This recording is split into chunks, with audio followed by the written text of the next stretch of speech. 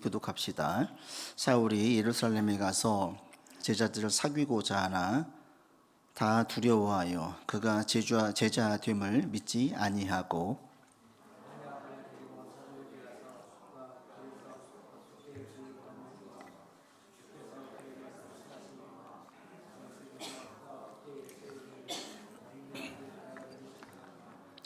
사울이 제자들과 함께 있어 예루살렘에 출입하며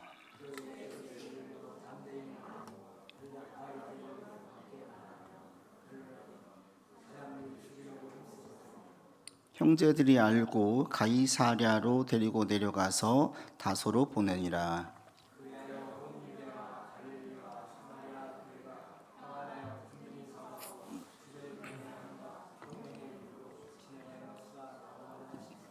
아멘. 상담을 하다 보면 종종 성경 말씀을 제대로 알지 못하고 잘못 적용해서 혼란스러워하고 또 어려움을 겪는 이들을 종종 보게 돼요. 근데 그런 분들이 신앙이 아예 없는 분들이 아니라 신앙이 있는 분들, 또 기도 생활도 하고 심지어 모태신앙인 분들 가운데에도 그런 분이 있어요. 이전에 지나왔던 분들 가운데에 목사님 딸이에요. 신앙생활도 오래 했어요. 그런데 이분이 자기 자녀의 진로를 놓고 결정을 할 때에 어느 기도하신 장로님의 얘기를 듣고 그것에 결정을 해서 자기 딸을 예체능계로 보냈어요. 그랬다가 결국엔 그쪽으로 나가지 못하고 실패하고 접고 돌아왔는데 그 다음에 그분의 이제 하소연적인 분명히 하나님의 뜻으로 알고 우리 아이를 그곳으로 보냈는데 왜 이렇게 잘못돼 가지고 돌아오게 됐는지 제가 사실은 깜짝 놀랐어요. 하나님의 뜻이 그게 하나님의 뜻일까? 자기 자녀의 진로를 결정을 할 때에 어느 기도하시는 장로님, 기도하시는 권사님의 그 얘기를 듣고 맹목적으로 그게 하나님의 뜻으로 받아들이고 나가는 것은 매우 위험한 얘기예요. 성경을 잘 알지 못하니까, 하나님의 속성을 잘 모르니까 그런 결정을 하는 거예요. 하나님께서 우리에게 그렇게 가끔씩 제가 보면서 놀라는 게 신앙생활을 할 때 마치 큰 무당을 신뢰하는 것처럼 그렇게 맹목적으로 맹신적으로 나가시는 분들이 있어요.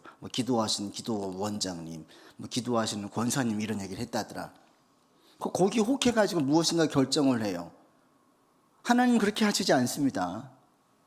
우리가 악한 길로만 가지 않으면 우리의 자유의지로 우리가 선택하게 하세요. 그리고 어떤 분들은 좀 강압적이고 무엇인가 내가 어떤 이 직업을 가지고 이게 하나님의 뜻인 것이냐 보는 분들이 있는데 직업은 어떤 직업을 가지든 그것은 하나님의 뜻과는 상관이 없습니다. 우리에게 주신 사명이 있는데 그 사명은 직업을 통해서 이루시는 그 직업은 과정에 불과하지 직업 자체가 사명이 아니에요.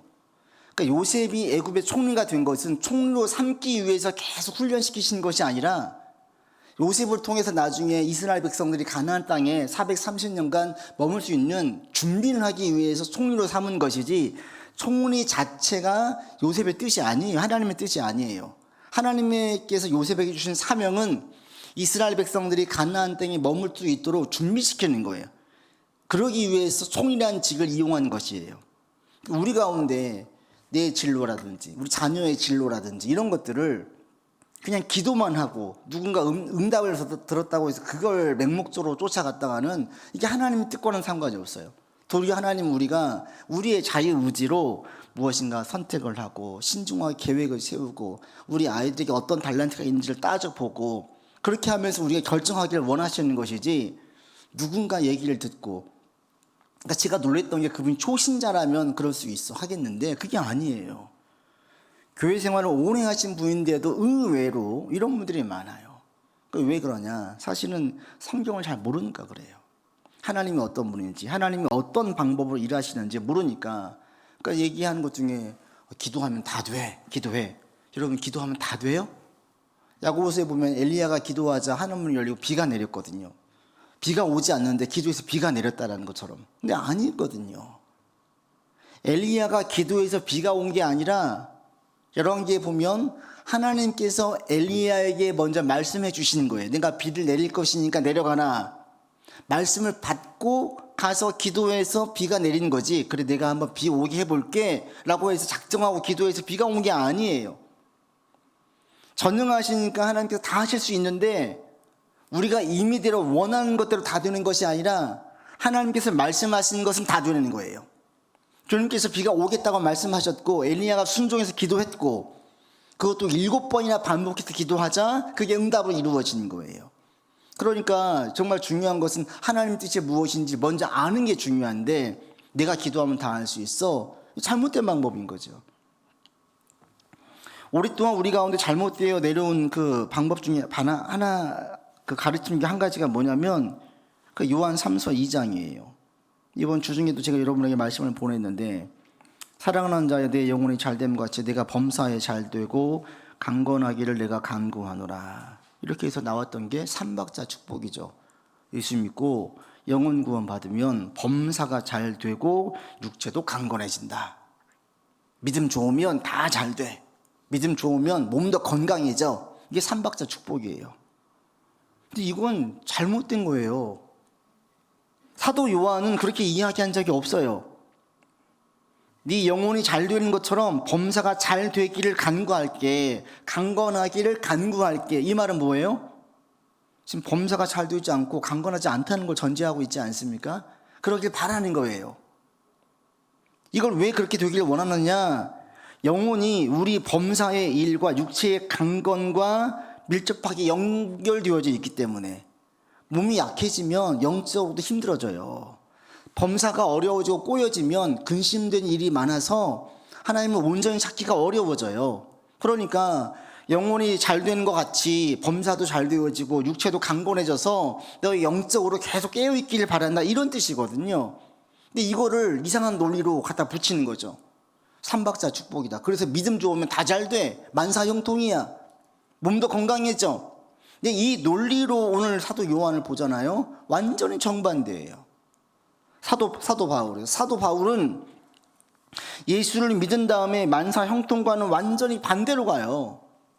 예수 믿고 복음을 전하면 전할수록 더 큰 시련이 따르는 것이 이 사도 바울의 삶이었어요. 오늘 본문 이 9장이만 보아도 죽을 고비를 2번 넘기지요. 여러분 다람의 세계에서 복음을 증거하다가 24절과 25절에 가보십시오. 9장 24절 25절 같이 읽겠습니다. 그 계교가 사울에게 알려지니라. 그들이 그를 죽이려고 밤낮으로 성문까지 지키거늘 그의 제자들이 밤에 사울을 광주리에 담아 성벽에서 달아 내리니라. 한 번 죽을 고비 넘겼어요. 예수 믿고 살다가 다 풀려지는 것이 아니라 목숨을 건지기 위해서 광주리를 타고 몰래 내려왔어요. 그리고 오늘 읽었던 본문에도 예루살렘에 왔을 때에 또 사람들이 죽이려고 해요. 29절에 보시면. 그러니까 30절에 형제들이 알고 다소로 보내요. 또 한 번 죽을 고비를 넘겨요.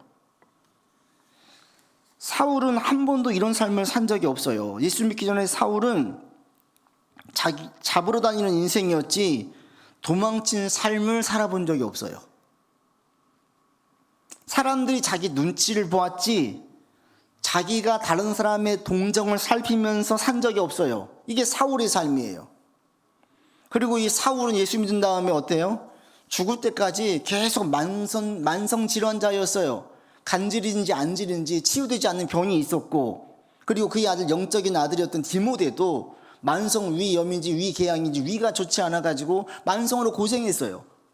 그럼 예수 믿으면 다 강건해진다는 논리로 나가면 이거 어떻게 설명을 할 거예요? 바울이 믿음 좋은 것은 다 알고 있는데 믿음 좋은 바울, 신실한 바울은 디모데는 계속 만성질환자로 살았습니다. 그러니까 이게 맞지 않는 얘기죠. 예수 믿으면 다 잘 되느냐? 아니라는 거예요. 그런데 이들은 어떻게 했습니까? 육체의 약함으로 무너지거나 넘어지지 않냐고 이겨낸 거예요. 바울과 디모데는. 근데 보통은 우리가 육체가 약해지면요 영적으로 또 약해져요. 그래서 우리 목회자도 어떤 얘기가 있냐면 체력이 영성이다 그래요. 목사들도 체력 관리해야 된다. 저도 느껴요. 몸이 약해지면 영적으로 막 다운되는 게 느껴져요. 이 몸과 영이 분리되어 있지 않습니다. 그러니까 우리가 체력을 관리하고 잘 먹고 잘 쉬고 마음의 평안을 누리고 이게 영적인 것과 매우 긴밀하게 연결되어져 있어요. 그리고 우리의 상황들이 안정을 찾는 게 너무너무 중요합니다. 삶이 안정되지 않으면 계속 불안한 마음이 우리 가운데 있거든요. 불안과 근심과 염려가 내 마음을 어둡게 해요. 하나님의 음성이 잘 안 들리고 주님의 손길이 잘 보이지 않아요. 이게 상황이 어려울 때 느껴지는 현상들입니다. 그러니까 믿음이 약할수록 주변 환경의 영향을 크게 받으니까 환경을 안정적으로 만들어 놓는 것이 너무너무 중요해져. 그러니까 바울은 디모데에게 이야기할 때 첫째로 계속 기도를 강구하면서 위정자들 위해 기도해라. 왜? 그들의 구원 위해서 기도하는 것이 아니라 그들이 나라를 잘 다스려가지고 우리 그리스도인들이 평안하고 안정된 가운데 신앙생활을 할 수 있도록 이것이 필요하기 때문에 위정자를 위해 기도하라고 바울이 디모데에게 권면을 해요. 우리 주변의 상황이 혼란스러우면 영적으로도 대단히 이게 혼란스러워져요. 그래서 여러분 주변이 안정되는 게 중요하고 그걸 위해서 힘써 기도하는 것은 너무너무 필요합니다. 그러나 예수 믿고 주님 사랑받으면 다 잘 된다? 거짓이에요. 거짓이에요. 아이러니하게도 시련이 우리의 신앙을 담대하게 만들고요. 시련과 어려움이 하나님을 더 찾게 만들어요. 그래서 이것이 우리한테 대단히 큰 약이에요. 약. 여러분 가운데 시련이 있을 때에 혹시 삶이 어려워요. 막 기도하는데 뭐 응답이 안 되고 막 힘들어요. 그럴 때 하나님 날 사랑하시지 않나? 이런 생각은 하지 않기를 바랍니다. 하나님 우리를 사랑하세요. 그런데 지금 우리의 삶에 시련이 있어요. 쉽게 응답이 안 돼요. 뭔가 잘 안 풀려요. 몸이 안 좋아요. 이게 하나님이 날 사랑하지 않는 것과는 아무 상관이 없습니다. 바울은 한 번도 이런 것을 의심해 본 적이 없어요. 바울은 자신이 삶에 만약에 세상의 성공과 부귀 영화를 원했다면 예수 믿지 않았겠죠. 근데 바울은 자신이 삶의 비참한 현실에 대하여서 한 번도 회의적인 얘기를 한 적이 없어요.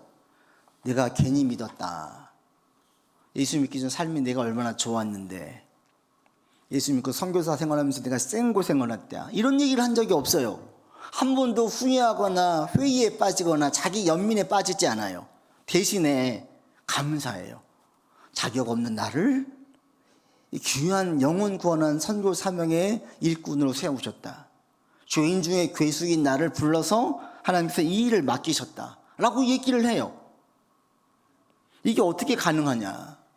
우리 가운데 그러지 않아요? 가끔 보면 있어요. 삶이 힘들고 어려울 때 회의에 빠져가지고 야, 내가 옛날엔 잘 나갔는데, 나는 어디 가든 인정받았는데, 내가 예수 믿고 지금 요 모양 요 꼴로 사네. 이런 분들이 있어요. 가끔. 응?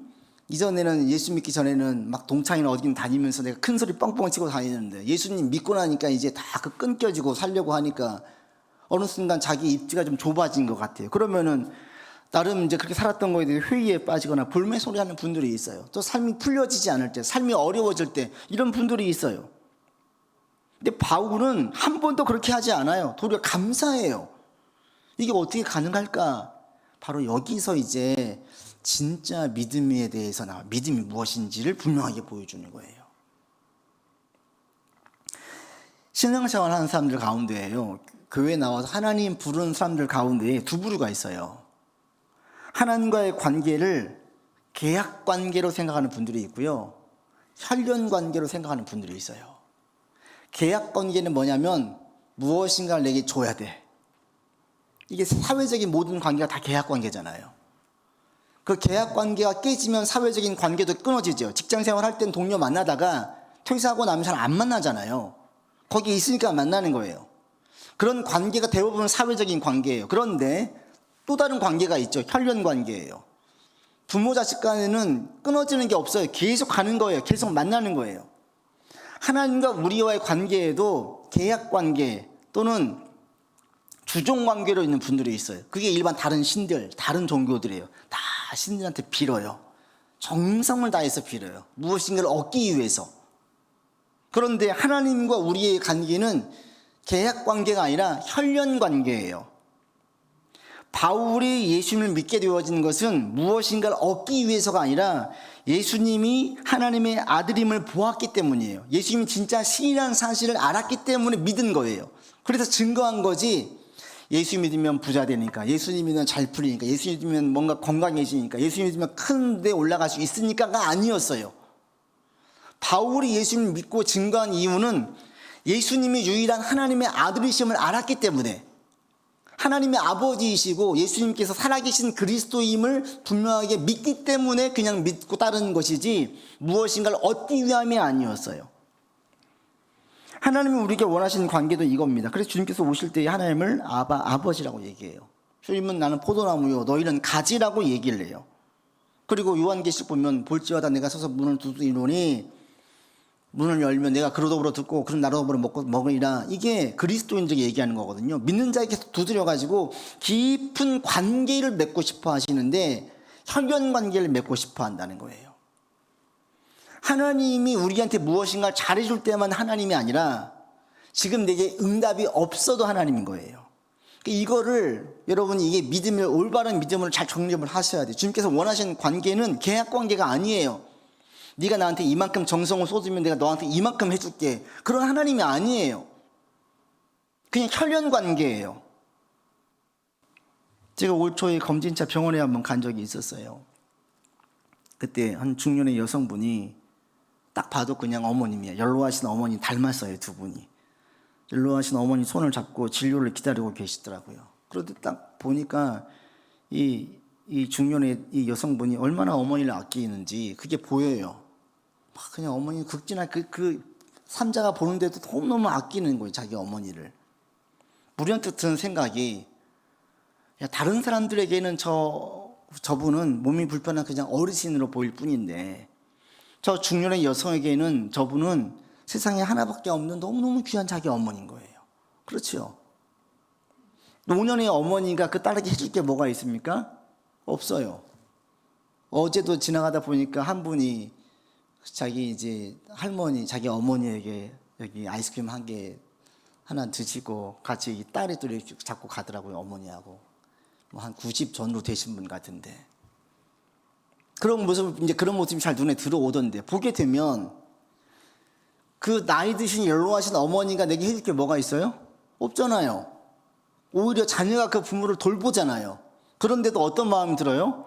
어머님이 조금만 더 사셨으면, 조금만 더 건강하셨으면, 이런 마음을 가져요. 우리 동기 목사님들 가운데 부모님 다 떠나가시는 분들이 많이 계세요. 근데 그분들이 하나같이 하는 말씀이, 다 돌아가시니까 어떤 마음이 드냐면 자신이 고아 같다라는 느낌이 든대요. 저 아직 그 경험이 없어서 다 살아계셔가지고 잘 모르겠는데 그런 느낌이 든대요. 분명히 아내도 있고 자녀도 있는데 부모님이 다 떠나가시니까 그런 느낌이 든대요. 이게 보통 자녀의 마음이죠. 자기 아버지, 어머니를 사랑하는 자녀들은 그 부모의 빈자리가 큰 거예요. 뭘 해주니까 부모님이 아니죠. 그냥 그 존재 자체가 너무 귀한 거예요. 하나님은 우리에게 그런 분인 거거든요. 그냥 하나님 자체만 신인 거예요. 예수님이 진짜 그리스도인 거예요. 세상의 다른 신들은 다 인간이 만든 거예요. 여러분 불교 보세요. 한 번도 그 불교 석가모니 자기를 신으로 이야기한 적이 없어요. 인간이 추앙하는 거지. 다른 모든 종교를 보세요. 자기를 다 신의 대리자로 이야기하지 자기를 신이라고 이야기한 자가 없어요. 오직 예수님만이 나는 신이라고 얘기하시고 진짜 부활하셨고 부활한 목도한 제자들이 목숨을 걸고 증거하고 있고 그게 오늘날까지 온 겁니다. 예수님만이 유일한 하나님의 아들이에요. 그래서 우리가 믿는 거지 그분이 내게 무엇인가를 해주기 때문에 믿는 게 아니에요. 물론 주님은 선하신 분이시기 때문에 해주세요. 그러나 이것은 후자에 따라오는 문제이지 결과물일 뿐이지 이게 목적이 아니에요. 그러니까 교회에도 올 때에 어떤 분들 부자가 되려고 오거나 문제를 해결하려고 오거나 불치병을 치유하려고 오시는 분들이 있어요. 기도해요. 그런데 이 문제가 해결된 다음에 그냥 떠나가는 분들이 있고 문제가 해결된 다음에 계속 있는 분들이 있어요. 어디에 차이가 있느냐? 문제 해결된 다음에 주님을 보지 못하는 사람들은 떠나가요. 그런데 그 문제를 통해서 예수님이 정말 신이란 상한 것을 자기가 목도한 분들은 남아요. 베드로의 장모가 열병으로 고생할 때 안수에서 낫게 되었어요. 예수님께서 베드로에게 명령하여서 그문을 치자 물고기를 거두게 돼 있어요. 그러자 베드로는 뭘 느꼈냐면 예수님의 신성을 봤어요. 아, 인간이 아니다. 신이심을 목도하자 부복하고 꿇고 따라가는 거예요.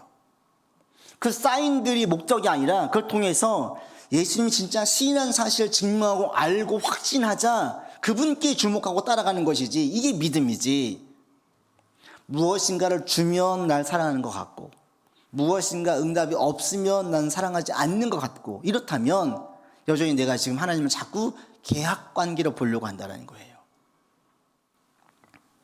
근데 주님은 우리와 어떤 관계를 맺고 싶냐? 혈연 관계를 맺고 싶어 하십니다. 예수를 그리스도로 고백하고 따를 때 하나님을 아빠, 아버지라고 부르고, 그리고 이 하나님께서 우리의 선하신 분으로 선한 길로, 가장 좋은 길로 인도하실 것을 신뢰하면 줄 때든 주지 않을 때든 항상 감사한 분이에요.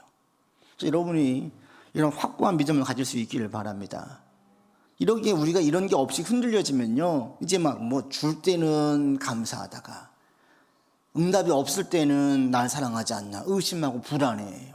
혹시 내가 무슨 죄가 있어가지고 지금 내게 이런 어려움이 생겼나, 이렇게 빠져요. 그런 분 아니에요. 하나님은 우리를 사랑하시는 분이에요. 조건 없이 사랑하시는 분이에요. 우리의 죄를 가지고 네가 과거에 어떤 죄를 졌으니까 너 벌 받아야 돼, 이런 분 아니에요. 하나님은 그렇게 누군가 이야기한다면 복음은 왜곡해서 설교하는 거예요. 여러분들 하나님을 그냥 그대로 받아들이시고, 그리고 우리가 하나님을 믿고 예수님을 따른 이유는 예수님만이 인류를 구원할 유일한 구원자, 이게 사실이기 때문에 따르는 거지, 무엇인가 우리한테 주기 때문에 더 좋은 걸 얻기 위해서 따르는 게 아닙니다. 따르면 자연스럽게 우리 가운데 주셔요. 그래서 이게 사도 바울은 예수를 믿은 다음에 더 쉬워졌느냐? 아니요. 삶이 너무 힘들어졌어요. 그래서 우리 가운데에도 예수 믿고 어려워지는 분들이 있는데, 여러분 그런 것들을 가지고 의심하지 마세요. 그게 오히려 그런 시간들이 우리의 신앙을 단단하게 만들고, 그런 가운데 하나님의 은혜와 사랑을 더 많이 경험할 수 있게 만들어요.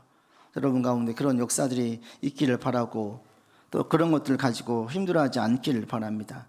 오히려 우리가 정말 힘쓸 것은 뭐냐면, 그래서 우리에게 필요한 것은 세상에 대해서 하나님께서 어떤 분이신지를 더 알아가는 거예요. 하나님이 어떤 분이신지, 예수님이 어떤 분이신지 알면 알수록 세상에 있는 신들과는 비교할 수 없는 분임을 알게 되어져서 예수님을 더 따르게 돼요.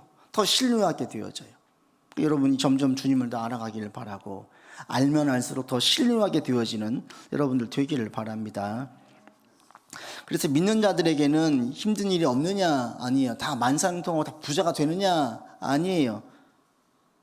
심지어 물질에 대한 이야기를 해도, 물질은 신약에서는요, 돈에 대해서 이야기할 때 한 번도 신약에서는 부자가 되기를 기도하라는 얘기가 없어요. 예수 믿고 하나님의 큰 사랑을 받는 사인을 물질로 연결시켜 보지 않아요. 왜 그러냐면 더 크고 더 가치 있는 것을 보았기 때문에 그래요.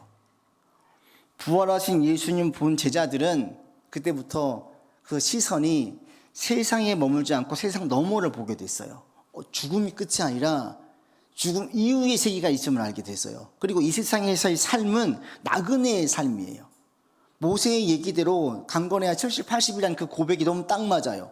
그러면 그 삶이 끝나고 나면 인생이 없어지는 것이 아니라 새로운 삶이 시작되어진 것을 예수님을 통하여 보게 된 거예요. 그러자 가치가 바뀌어졌어요. 가치의 우선순위가 바뀌어진 거예요. 지난주에 우리 아이들 중학생들 시험 기간이었어요. 시험을 봤어요, 아이들이. 성적 가지고 막 그렇죠. 근데 우리 큰애를 키워보고 나니까 중학교 때의 성적은 하나도 중요하지 않더라고요. 대학교를 갈 때 중학교 때의 성적은 전혀 영향을 미치지 않아요. 중학교 때 전교 1등 했든 10등을 했든 이거 중요하지 않고, 얼마나 국영수를 탄탄하게 다져 놓았느냐가 나중에 고등학교 때 영향을 주더라고요. 중학교 때는 성적은 학교 교과서만 가지고 나와요. 근데 고등학교 때는 교과서로 안 나오거든요. 근데 진짜 실력이 나오는 거예요. 그러니까 중학교 성적 가지고 별로 중요하지 않아요, 그게. 오히려 그때에는 정말 중요한 것은 자기가 어떻게 공부할지를 찾아가는 게 중요하고, 기본을 잘 다지기만 하면 돼요. 이걸 알게 된 사람들은, 제가 이걸 알고 나니까 우리 애들 성적이 지금 얼마나 나왔느냐는 하나도 안 중요해요. 그냥 너 하면서 너 공부 방법 좀 알았어? 어떻게 하는지 알 것 같아? 네가 이만큼 시간을 들였는데 이렇게 노력해서 결과물이 나왔니? 안 나왔다면 왜 안 나오는지 알고 있니? 이걸 묻게 되더라고요. 이 조금만 더 봐도 보고 보는 가치가 달라져요. 이전엔 몇 등 했어? 몇 등급이야가 중요했는데 이게 안 중요한 거예요. 이걸 조금만 더 확장을 시키면요. 지난 6월 달에 부산 해운대구 소재 아파트 옥상에서 고등학생 2학년 여학생들 3명이 뛰어내렸어요. 그죠? 그거 죽었어요. 같은 학교 다니는 예고 여학생들이에요. 뭐 얘기로는 뭐 학원 새로 오신 선생님으로 뭐 문제가 있었다 뭐 이런 얘기 있던데, 그래서 심지어는 교장까지 나서가지고 진상규명 해달라 하고 얼마 전에 또 기사가 됐더라고요. 우리 애들 왜 죽었는지 확실하게 좀 해달라, 경찰에서 조사해달라고 교장도 얘기를 하더라고요. 그 3명의 학생이 죽었을 때 그 소식을 들은 어른들은 누구 하나 아유 그래 죽을 수 있어, 애썼다, 그럴 수 있지, 이해하시는 분이 있으십니까? 없어요. 전부 다 안타까워하고 참담해하고 미안해해요. 왜 그래요? 고등학교 지나 보니까, 대학 살아 보니까, 대학 지나 보니까, 또는 십수년, 고등학교 졸업하고 십수년 살아 보니까 대학교가 인생 목숨을 걸 정도로 그렇게 중요한 건 아니거든요. 다 알잖아요. 좋은 대학 가면 좋지만 그걸 못 갔다고 해서 목숨 걸 정도는 아니거든요. 그게 이제 안타까운 거예요. 고등학교 때는 근데 그게 전부야. 계속 성적만 이야기하니까. 그런데 고등학교만 졸업하고 몇 년만 지나도 전부가 아닌 것이 금방 알게 돼요. 십수년만 살아도 좋은 대학 나오면 좋을 수 있는데 그게 인생에서 정말 목숨을 걸 정도 가치 있는 건 아니에요. 그러니까 어른들의 우선순위의 가치를 해서는 아이들의 죽음이 안타까운 거죠. 조금만 길게 보아도 가치 순위가 달라져요. 그런데 그걸 좀 더 확장을 시켜보십시오. 70, 80, 아니 이제 더 확장된 거, 이제 부활을 통해서 죽음 너머의 세계까지 보게 된 거예요. 그러자 가치 순위가 완전히 바뀌어졌어요. 그러면서 물질은 첫 번째로 중요했던 순위에서 밀려난 거예요. 밀려나요. 왜? 돈은 이 세상만 살 때만 필요해. 천국 가면 하나도 필요가 없어. 그러니까 돈 관리는 잘해야 되긴 하는데 그게 첫 번째로 둘 수는 없는 거예요. 첫 번째로. 그러다 보니까 신약에서는 부자 되는 얘기가 없어요. 무슨 얘기하냐면, 돈에 대한 이야기를 할 때는 자족을 배워라, 자족을. 그게 경건의 유익이 된다. 왜? 죽음 이후의 삶을 볼 때에 이 땅에서의 돈이 얼마나 있느냐는 그렇게 안 중요하거든요. 오히려 부자가 되려고 애를 쓰다 보면 근심도 많고 걱정도 많고 염려도 많아지면서 오히려 마음에 근심 걱정이 많아서 하나님께 가까이 나가지 못한다. 그러니까 여러분 가운데 돈을 많이 주셔가지고 물질의 복을 받았다. 감사한 일이죠. 그런데 물질의 복을 받지 못했다. 그랬다고 해서 그것 때문에 하나님 나 사랑하지 않는다라거나 나는 하나님 뜻을 이루지 못한다로 보지 않기를 바랍니다. 이건 상관이 없다라는 거예요. 우선순위에서 밀려난다라는, 밀려난다. 더 가치 있는 게 보이는데 그러다 보니까 물질을 주장하고 강조할 수가 없는 거예요. 훨씬 가치 있고 중요한 게 있다 보니까. 여러분 가운데 그래서 하나님께서 돈 주길 바라시는 분들 계시지요. 이왕이면 좀 잘 살길 바라고, 우리가 궁핍하게 주님도 원하시는 않습니다. 그러나 큰 부자가 되길 바란다면 그것은 뭐 주시면 감사할 수 있겠지만, 그걸 통해 하나님의 일을 많이 하면 좋겠지만, 그렇지 못한다고 해서 내가 사랑받지 못했다거나 또는 내가 하나님의 뜻을 이루지 못한다거나 이렇게 생각하지는 않기를 바랍니다. 이거하고는 상관이 없어요. 그래서 이 복음 신약 시대에는 물질, 돈에 대한 이야기를 하나님의 사랑과 은혜 받은 것에 대한 기준과 가치로 보지 않아요. 여러분들 좀 이 부분을 조금 넘었으면 좋겠습니다. 오히려 하나님의 은혜 받은 사람들은 성령의 열매를 맺어요. 인격적인 열매들, 사랑과 희락과 화평과 양성과 오래 참음과 자비와 충성과 온유와 절제, 열매들을 맺는 거예요. 이게 우리 가운데 진짜 주신 은혜의 열매들이에요. 여러분 가운데 이런 열매들이 많이 맺혀지기를 바랍니다. 그 사도 바울은 그래서 자기가 힘들고 어려웠지만 한 번도 의심하거나 불평하거나 또는 회의에 빠진 적이 없었어요. 왜? 올바른 믿음을 가지고 있었기 때문에. 여러분 가운데 이런 믿음을 가지고 나갈 수 있기를 바랍니다. 그러면 선하신 주님께서 우리를 계속 억울한 길로, 악한 길로, 고난의 길로만 가게 하십니까? 아니에요. 그때 얻어진 유익들, 열매들은 우리가 선한 용도로 쓸 수가 있어요. 바라기 여러분 모두가 삶이 안정되길 바래요. 우리의 삶에 늘 물질로 근심하고 걱정하고 힘들고 어려워지는 게 신앙이 유익하지는 않거든요. 신앙 가운데 이겨내야 돼요. 그러나 그것이 마치 최종 목표인 것처럼 달려가지 말자는 거지요. 그런 것들은 도구와 수단에 불과하다. 이걸 통해서 하나님의 일을 할 수도 있지만 이거 없이도 하나님의 일을 할 수가 있다. 이렇게 열린 마음을 가지고 나갈 수 있기를 바랍니다. 근데 바울은 예수 믿고 힘들었어요. 근데 그게 거기서 끝났느냐? 아니었습니다. 예루살렘으로 와서 사귀고자 했는데 26절에 보시면 같이 읽겠습니다. 26절. 사울이 예루살렘에 가서 제자들을 사귀고자 하나 다 두려워하여 그가 제자됨을 믿지 아니했어요. 그리고 헬라파 유대인들 29절 보시면 헬라파 유대인들은 그를 죽이려고 했어요. 이미 올 때부터. 바울이 다메섹으로 가서 오늘 26절에 있는 예루살렘 돌아올 때까지 3년의 기간이 있었습니다. 근데 그 전에 3년 전에 바울이 뭐 했습니까? 예루살렘에서 믿는 자들 잡아 집어넣었어요. 스데반 죽일 때에 앞장섰어요. 분명히 스데반 죽일 때에 거기 그리스도인들 숨어서 보고 있었을 거 아니겠습니까? 그런데 그때에 겉옷을 사울에게 벗어주고 사울이 가결하고 적극 가담해가지고 스데반을 죽는데 앞장섰던 자예요. 그런 사울이 갑자기 3년 만에 와가지고 나 예수 믿는 사람이다 라고 얘기를 하니 그 그리스도인들이 받아들이겠습니까? 못 받아들이는 거죠. 믿겨지지 않는 거예요. 그래서 그리스도인들도 이 앞에 있었던 다메섹에서는 쉽게 받아들였던 형제들이 받아들였는데 예루살렘의 그리스도인들은 안 받아들이는 거예요. 따시키는 거예요. 믿지 않아요. 그리고 자신이 원래 있었던 헬라파 유대인들은 자기를 죽이려고 들어요. 그러니까 완전히 지금 누구 하나 자기를 신뢰하고 지지해 주는 사람이 없어요. 그게 예수 믿는 바울의 현실이었어요. 복음을 증거할 때.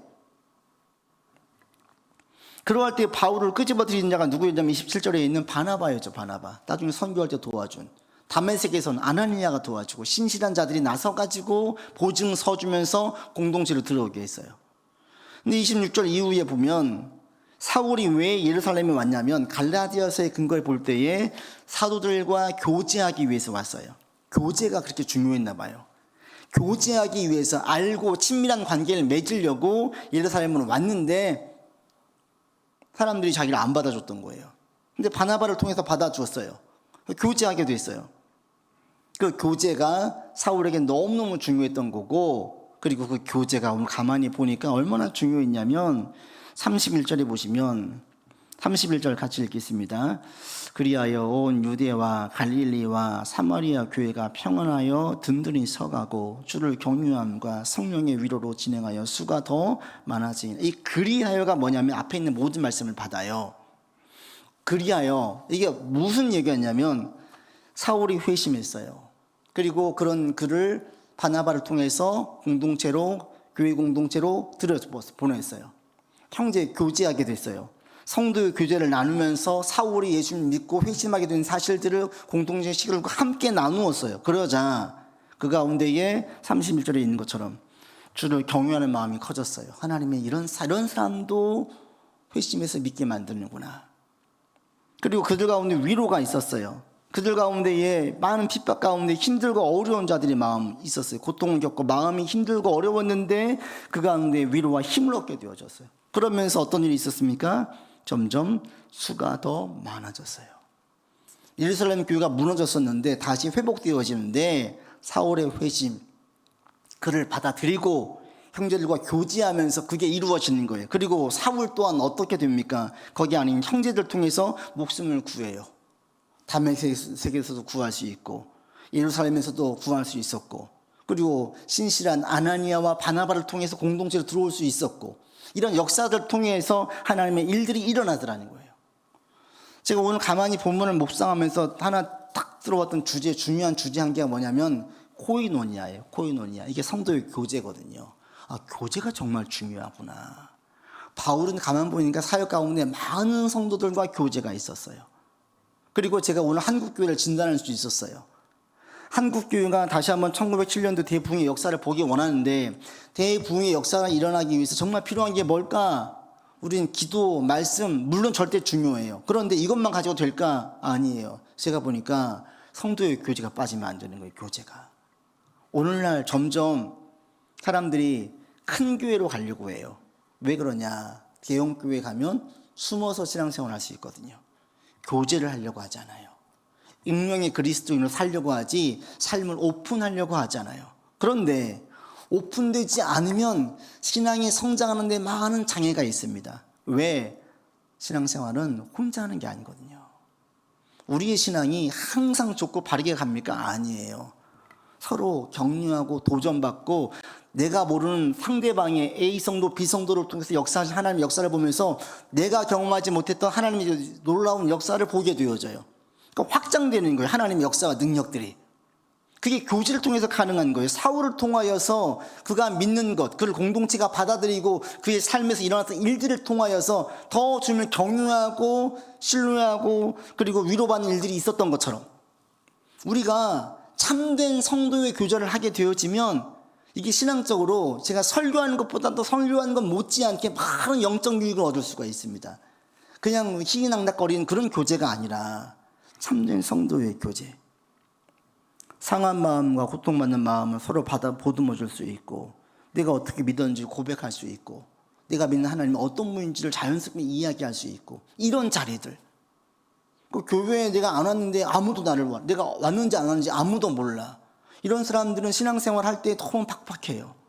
근데 교회에 왔는데 안 왔는데 안 오자마자 바로 두세 사람 연락이 오는 거예요. 혹시 무슨 일이 있으십니까? 어떻게 됐습니까? 이런다면 신앙적으로 쉽게 넘어지지 않아요. 제가 이렇게 좀 말씀을 준비하면서 우리 교회를 보면서 많이 감사했어요. 그래도 우리 교회가 요즘에 이제 작년 하반기부터 쭉 보니까 이런 그 연결되어지는 끈들이 자꾸 보이기 시작한 거예요. 2명, 3명씩 묶여져 가지고 관심을 가지고 기도해주고 진지하게 살펴보고 그리고 안 나오면 궁금해하고 안부를 묻고 제가 하지 않아도 성도님들끼리 서로 그렇게 연결되어지는 그 망들을 보면서 감사했어요. 이게 이제 뭔가 되는구나. 하나님의 역사가 있겠구나. 그런 기대감을 가지게 됐습니다. 사도 바울이 성도의 교제가 너무나 중요해서 예루살렘으로 온 거예요. 교제를 한 거예요. 그리고 교제가 그를 살리고 사역 가운데 왕성하게 하고 훗날 나중에 보면 예루살렘에 기근이 들었을 때 이방 교회들에게 헌금을 걷어가지고 보내잖아요. 이게 진짜 교제예요. 자, 우리 안에 이런 교제들이 풍성하게 있기를 바랍니다. 여러분들 많은 사람과 친해지지 않아도 괜찮아요. 2명, 3명 괜찮아요.